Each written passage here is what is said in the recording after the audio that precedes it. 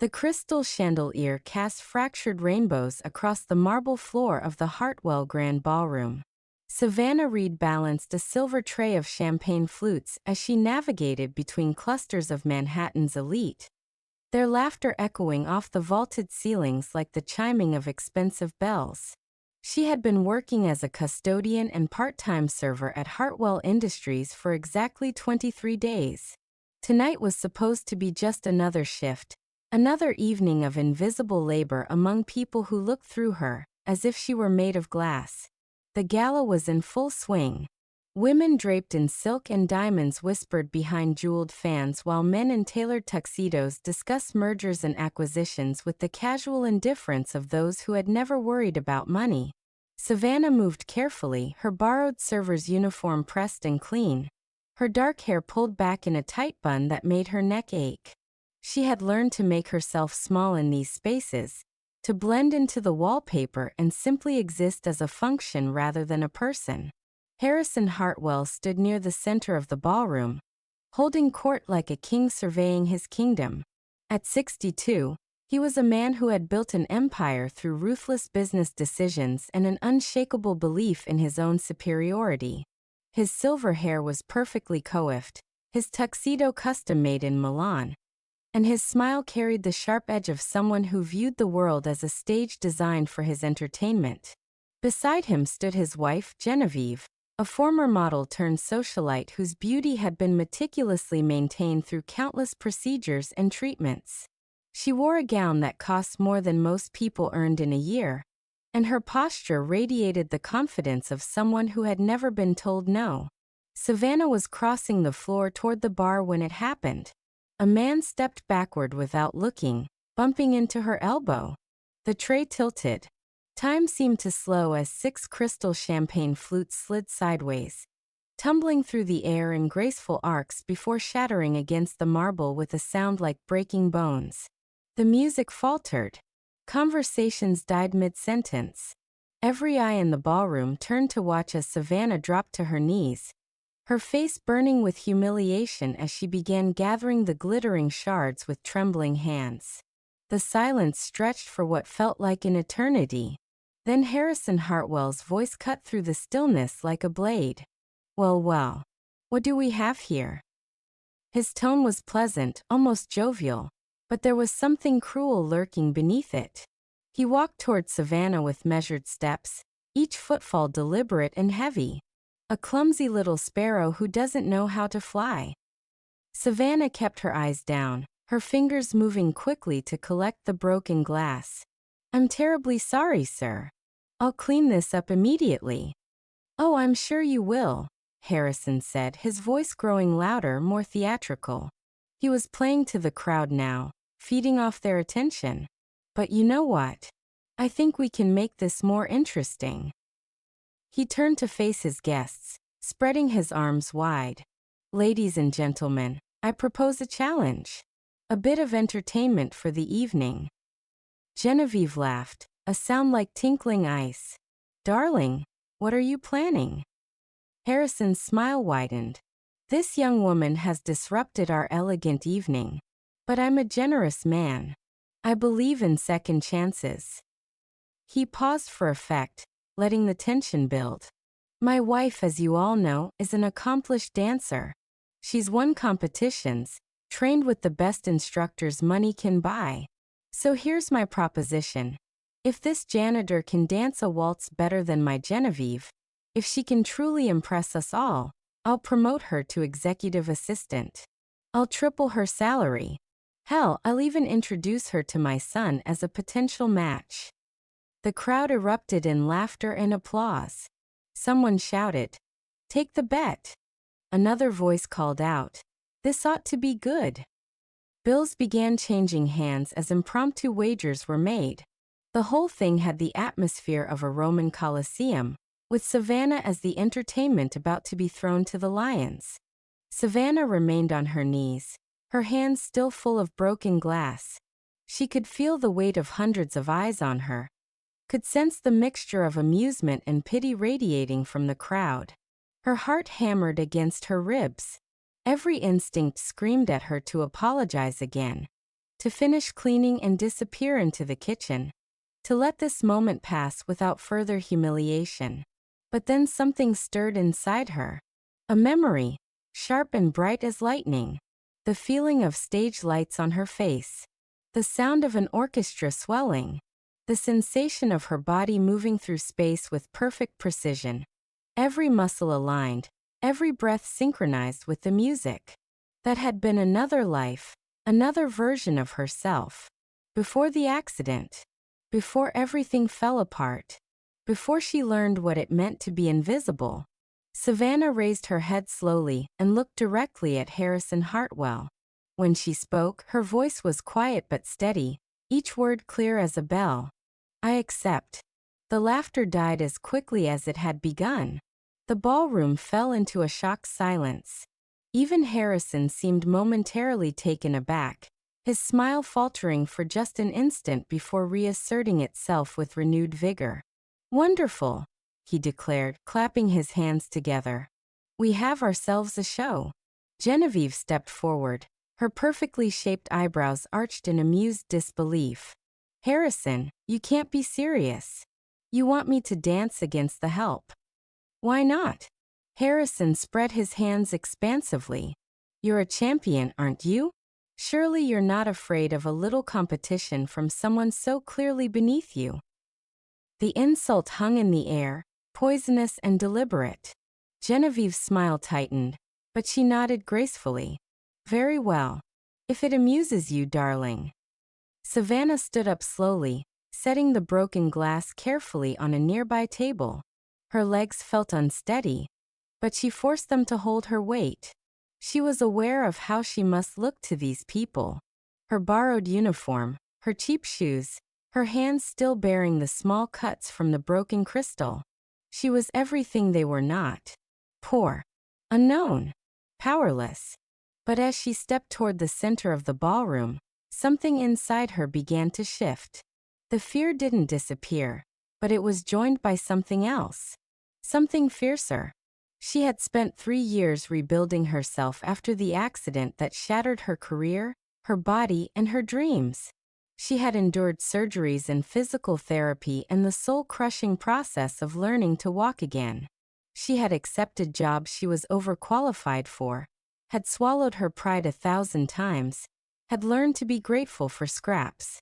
But standing in this ballroom, surrounded by people who saw her as nothing more than a joke, she felt the old fire rekindling. The part of her that had once commanded stages and drawn standing ovations. The part of her that refused to break, no matter how many times life tried to grind her down. The orchestra conductor, a distinguished man with silver hair and kind eyes, approached with his baton. What would you like us to play? He asked quietly, his tone suggesting he, at least, did not share the crowd's cruel amusement. Shostakovich, Savannah said without hesitation. Waltz number 2. The conductor's eyebrows rose slightly. It was a complex piece, technically demanding and emotionally nuanced. Not something an amateur would choose. But he simply nodded and returned to his musicians. Harrison Hartwell was already orchestrating the spectacle, directing guests to clear the floor and form a semicircle around the performance space. Someone dimmed the overhead lights, leaving only the chandelier and the perimeter sconces to illuminate the marble expanse. The atmosphere shifted from party to theater, the crowd settling into an expectant hush. Ladies first, Harrison announced with exaggerated chivalry, gesturing to his wife. Show them how it's done, my dear. Genevieve glided to the center of the floor with practiced poise. She wore a cream-colored gown that moved like liquid, and her blonde hair was arranged in an elaborate updo studded with diamonds.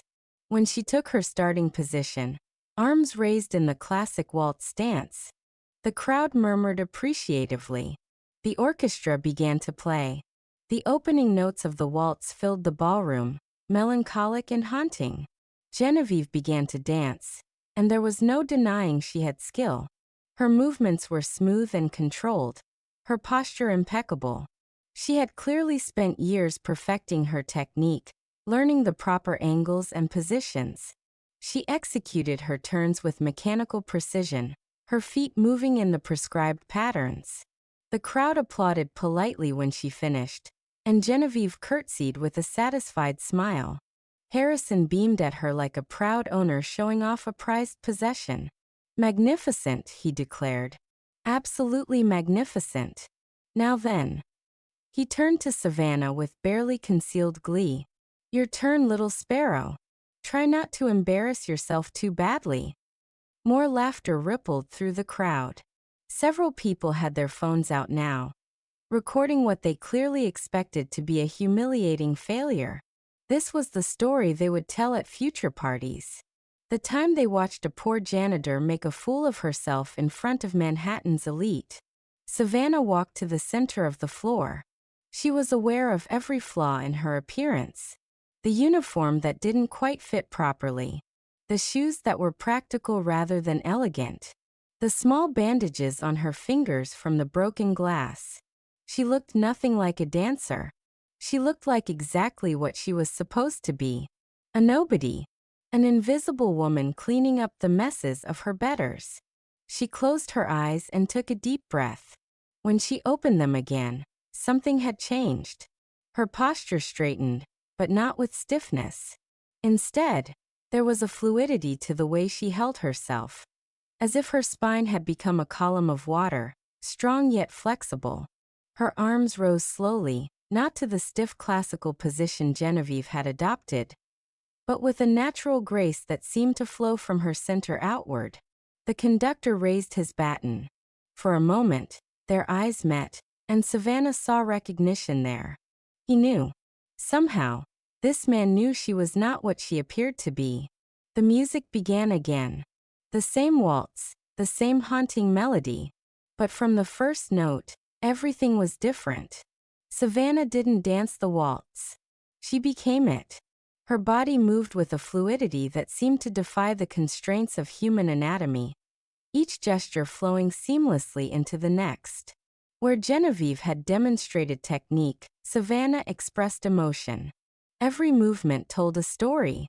Sorrow in the curve of her spine, hope in the reach of her arms, resilience in the strength of her legs as she rose onto point, balancing impossibly on the tips of her feet despite her inadequate shoes.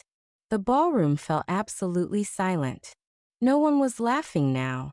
Every eye was fixed on the woman in the center of the floor, watching as she transformed the marble expanse into her stage. The chandelier light caught her movements, creating shadows that danced along with her, multiplying her presence until it seemed the entire room was filled with her motion. Savannah executed a series of fouettes, whipping turns that required tremendous core strength and balance. 32 of them, each one perfectly controlled, her supporting leg never wavering. It was a feat that even professional dancers struggled to accomplish, yet she made it look effortless. The borrowed uniform became irrelevant. The cheap shoes disappeared from perception. All that remained was the dancer and the dance, the music and the movement, fused into something transcendent. In the crowd, a woman in her 70s clutched her companion's arm. "My God," she whispered. "I know that style. That's the Kirov technique. But it can't be. He's a janitor," her companion finished, but his voice was uncertain now. Harrison Hartwell's smile had completely disappeared. He stood frozen, his champagne glass forgotten in his hand, watching as his cruel joke transformed into something he couldn't control. Genevieve's face had gone pale, her carefully maintained composure cracking as she recognized the vast gulf between her competent dancing and what she was witnessing now. At the back of the ballroom, near the service entrance, stood Marcus Chun, head of building security. He was a quiet man in his 50s who had worked at Hartwell Industries for 15 years.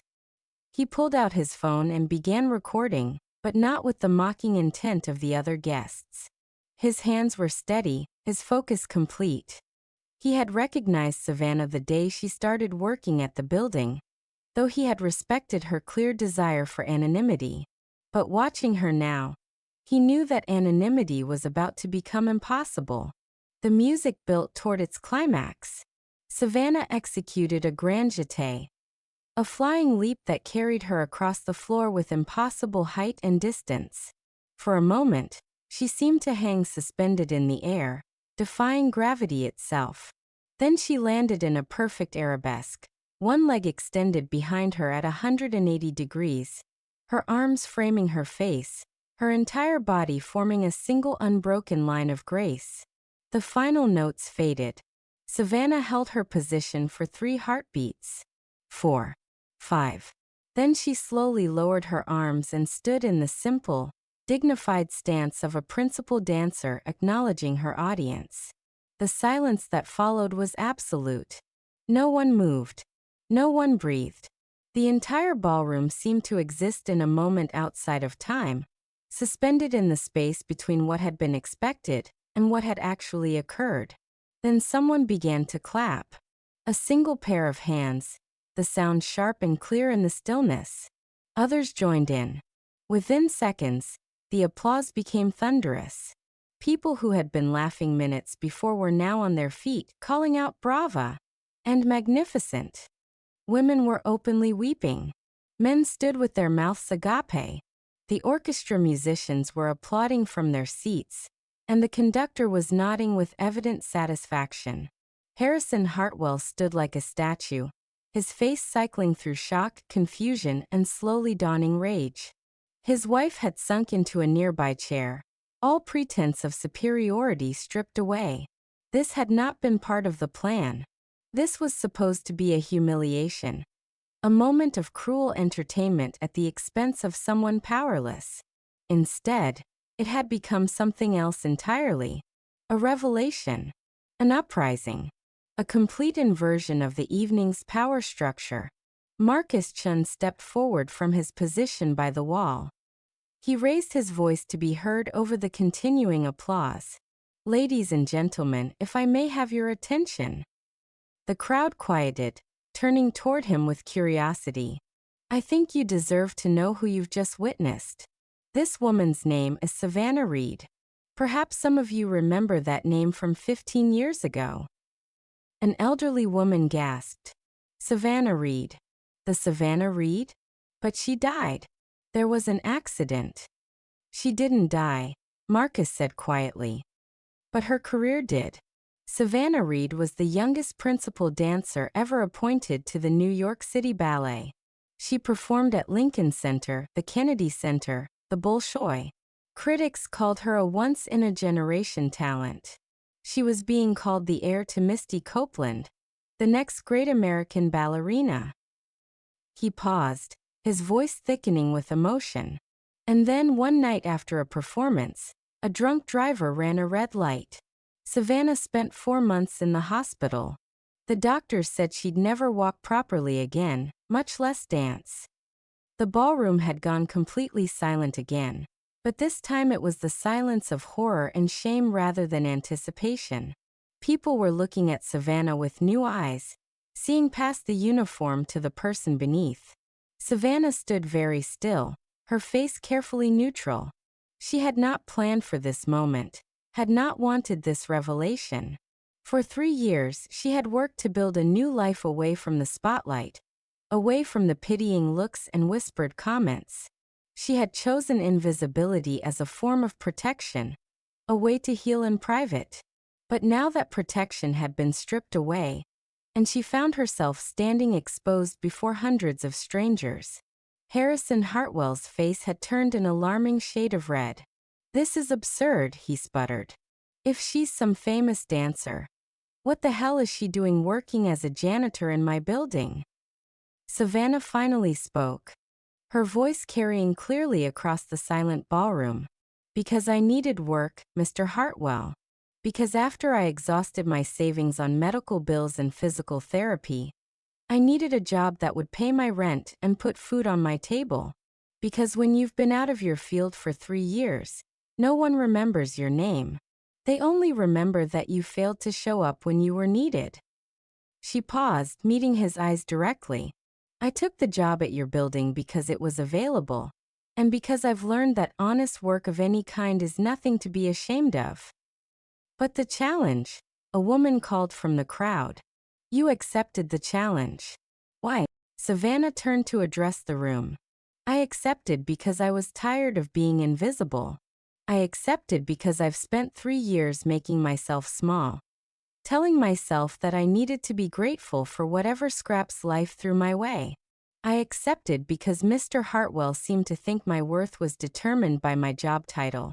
And I wanted to remind myself, and perhaps all of you, that human dignity has nothing to do with how much money we make or what kind of work we do.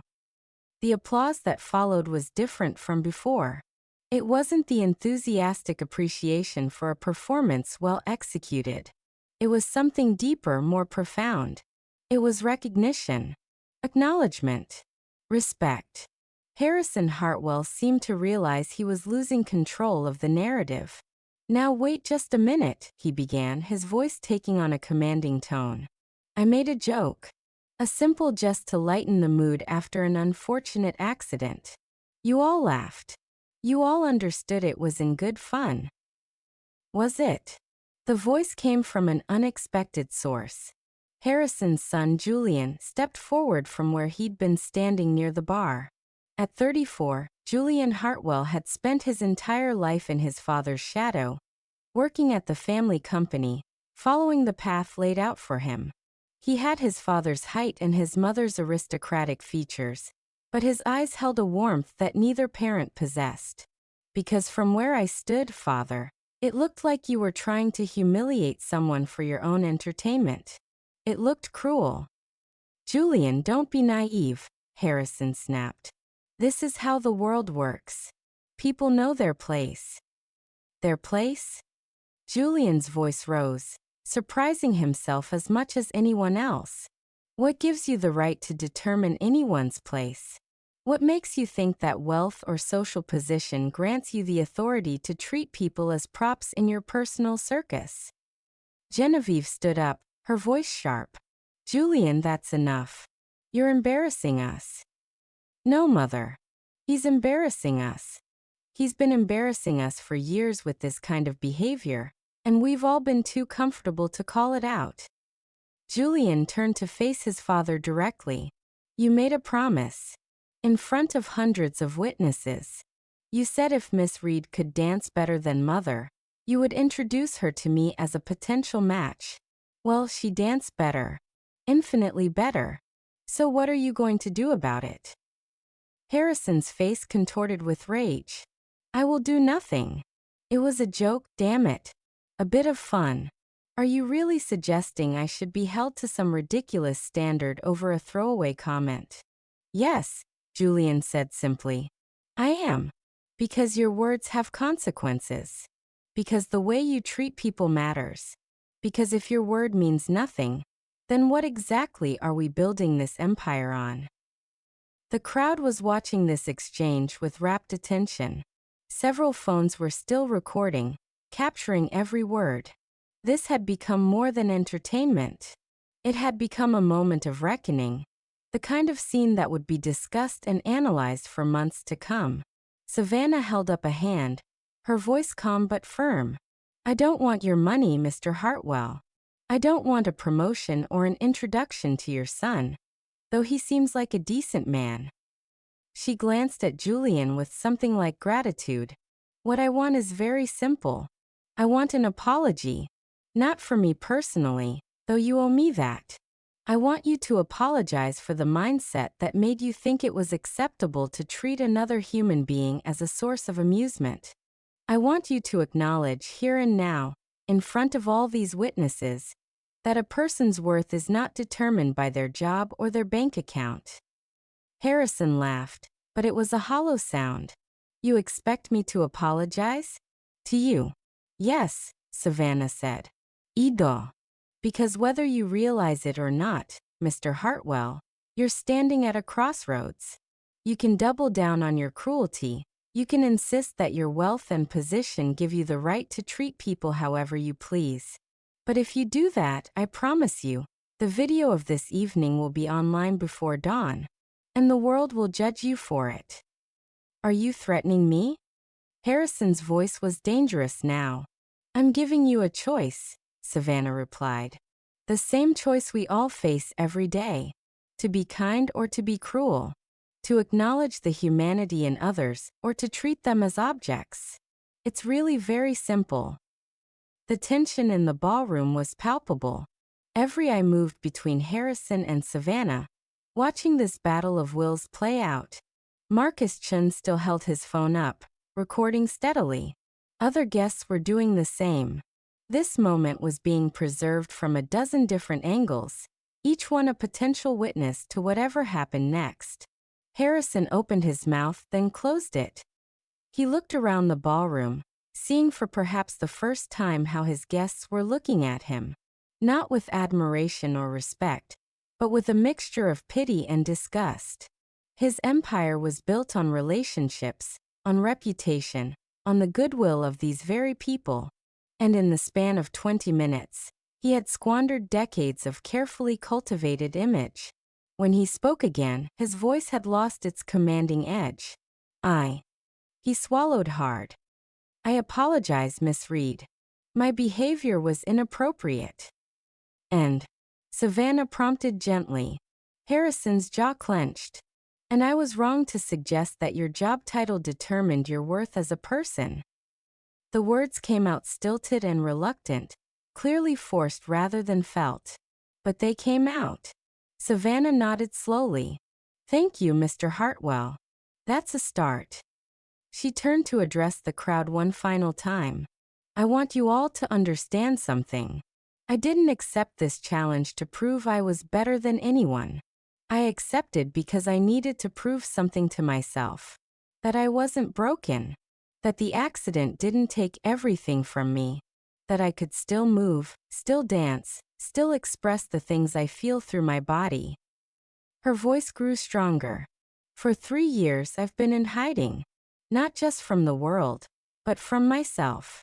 I convinced myself that if I couldn't dance professionally, if I couldn't be who I was before, then I had no right to dance at all. But that was wrong. Dance isn't something I do. It's something I am.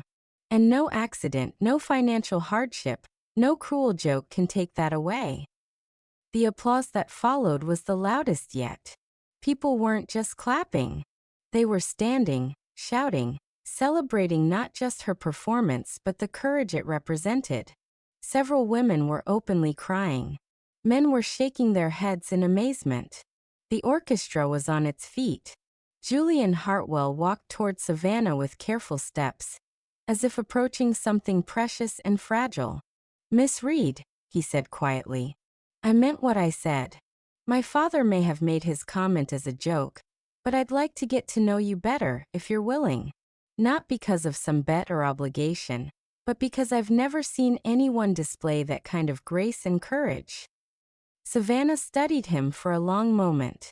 What do you do, Mr. Hartwell? Julian, please. I work at my father's company. I manage the charitable foundation. What would you rather be doing?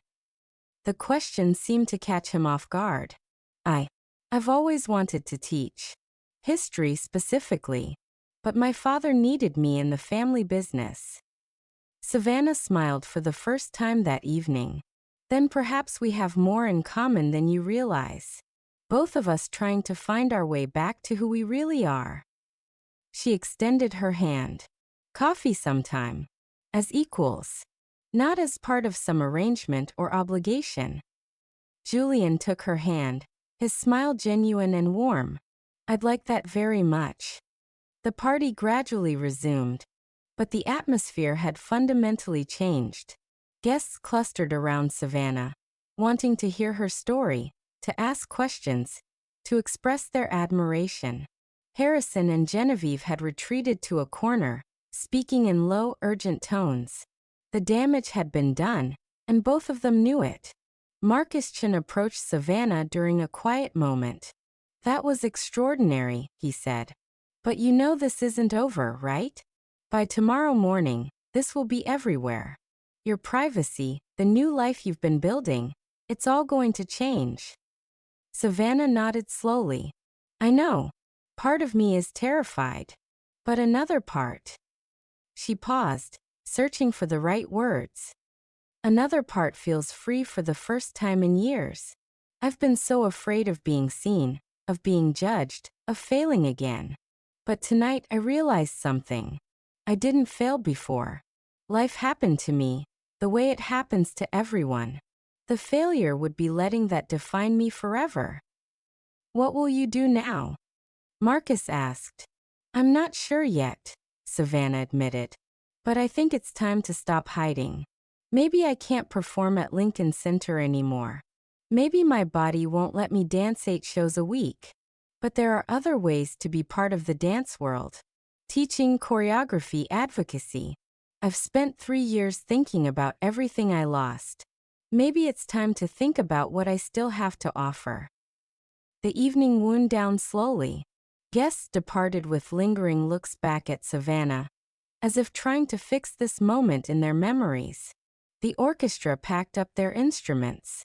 The catering staff, who had watched the entire drama unfold with wide eyes, began clearing tables.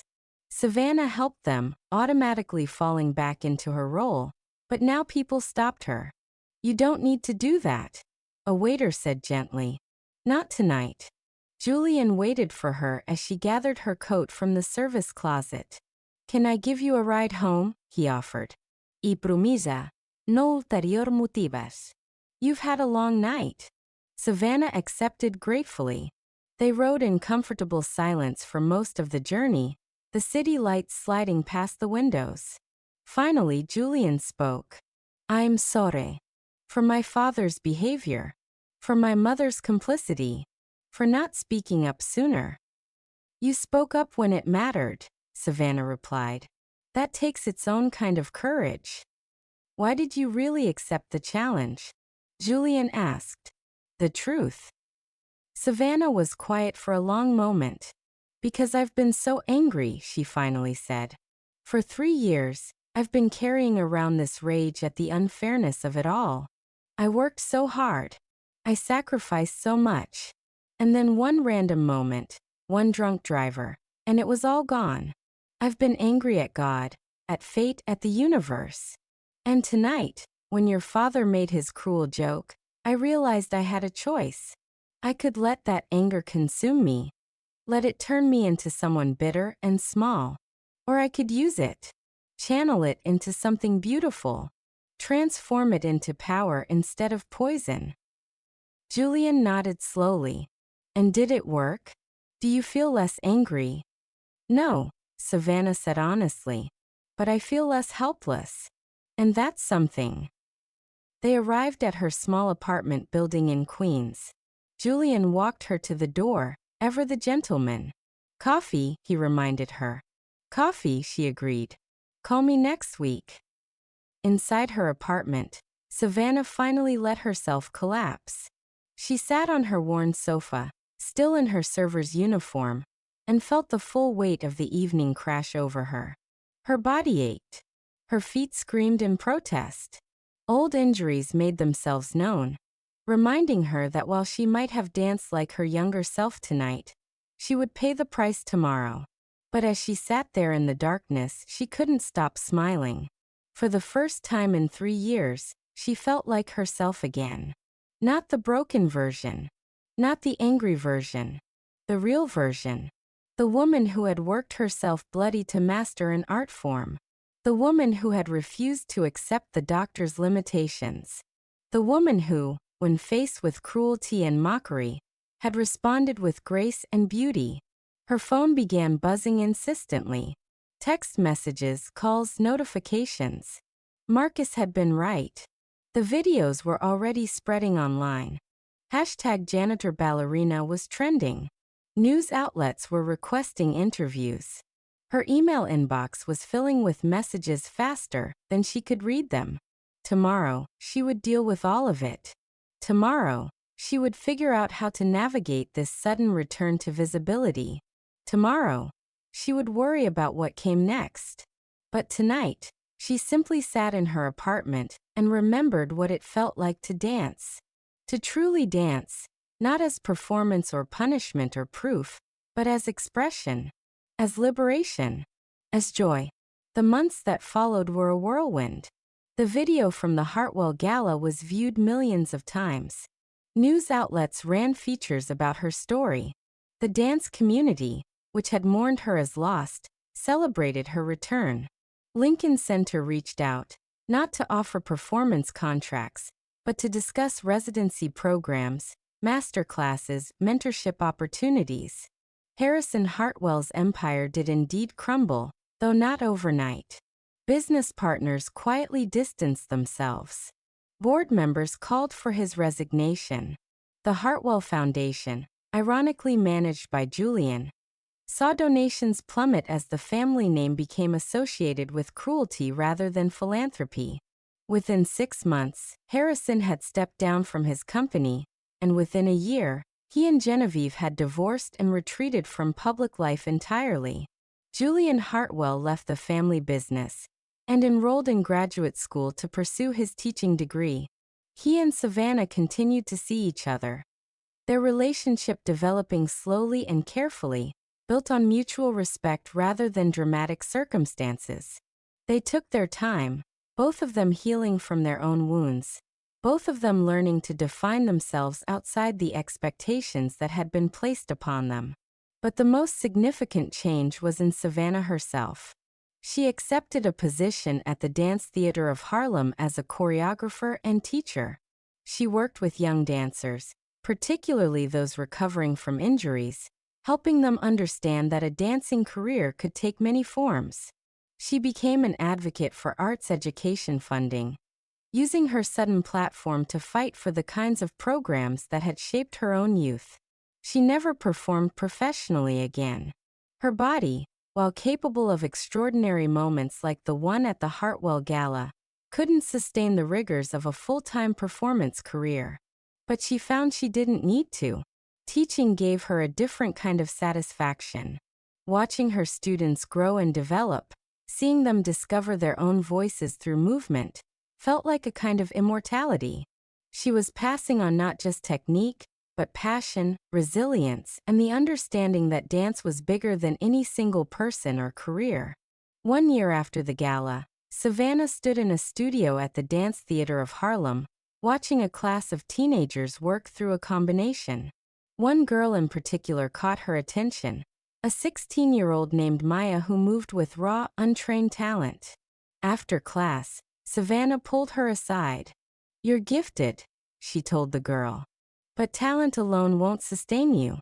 This career, this art form, will break your heart 100 times. Are you prepared for that?" Maya nodded seriously. "My mom says I should have a backup plan, that I can't count on dance." Savannah smiled. "Your mom is right. You absolutely should have a backup plan. Education, skills, options. But here's what I've learned. Sometimes the backup plan becomes the main plan. Sometimes the career you dreamed of takes a completely different shape than you expected. That doesn't make it less valuable. It just makes it yours." She thought about that night at the Hartwell Gala, about the woman she'd been when she accepted that challenge. Broken, angry, hiding. And she thought about who she was now. Still healing, always healing, but no longer defined by what she'd lost. Instead, she was defined by what she'd built from the ruins. A new career, new relationships, a new understanding of what strength really meant. The crystal chandelier had cast fractured rainbows that night. Fragmented light breaking into its component colors. Beautiful because of its brokenness, not in spite of it. Savannah understood now that she was like that light. The accident had fractured her, had broken her into pieces. But in reassembling herself, she hadn't just restored what was.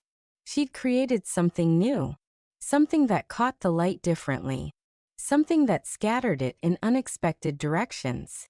And that, she realized, was its own kind of dance.